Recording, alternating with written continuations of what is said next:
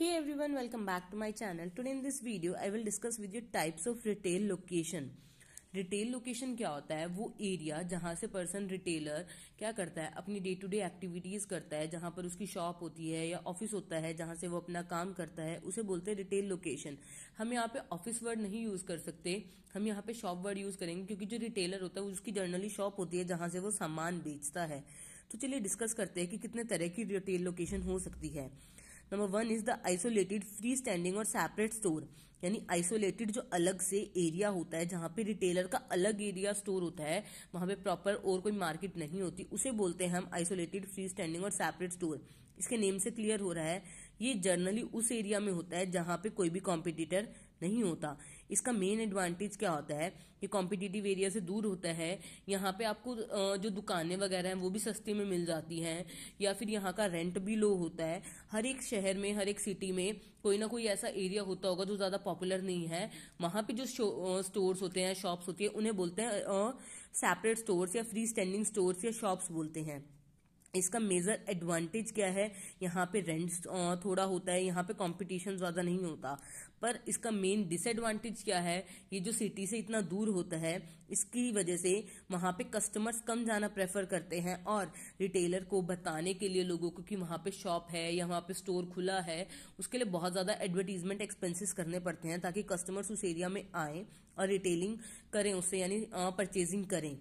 Next is part of the main market. हर एक शहर में ऐसी मार्केट होती है, मेन मार्केट होती है, जैसे दिल्ली में सदर बाजार हो गया या चांदनी चौक हो गया।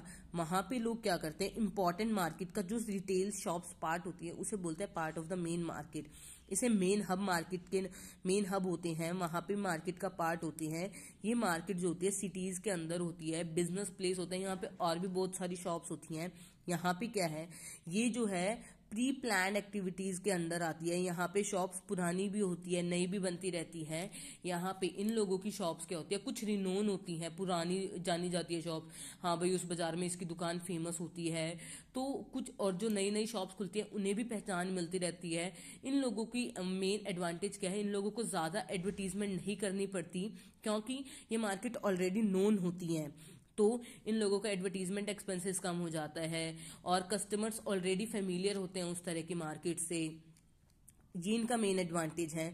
इनका डिसएडवांटेज क्या है, इन लोगों को वहां पे प्रॉपर पार्किंग फैसिलिटी अपने कस्टमर्स को प्रोवाइड नहीं कर सकते मेन मार्केट में होने की वजह से, क्योंकि मेन मार्केट्स का एरिया कंजस्टेड होता है और ये मेनली सिटीज के अंदर होती है, तो इसलिए ये लोग प्रॉपर पार्किंग फैसिलिटी प्रोवाइड नहीं कर सकते। ये इसका डिसएडवांटेज है। Number 3 is part of a shopping centre.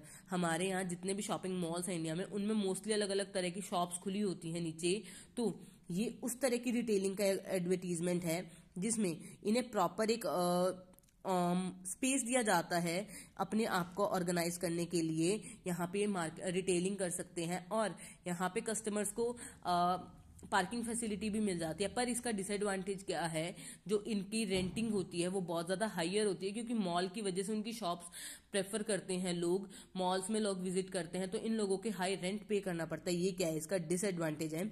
यहां से हमने 3 टाइप की रिटेलिंग के लोकेशंस पढ़ी।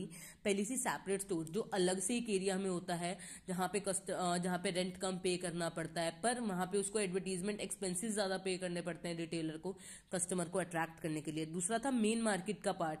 हर एक एरिया में अलग अलग मेन मार्केट होती है, तो उसका जो पार्ट होता है वो होते हैं दूसरे तरह की रिटेल लोकेशन मेन मार्केट के बेसिस पे। तीसरा, शॉपिंग कॉम्प्लेक्स में जो पार्ट्स होते हैं रिटेलिंग के, वो थी तीसरे तरह की रिटेल लोकेशन।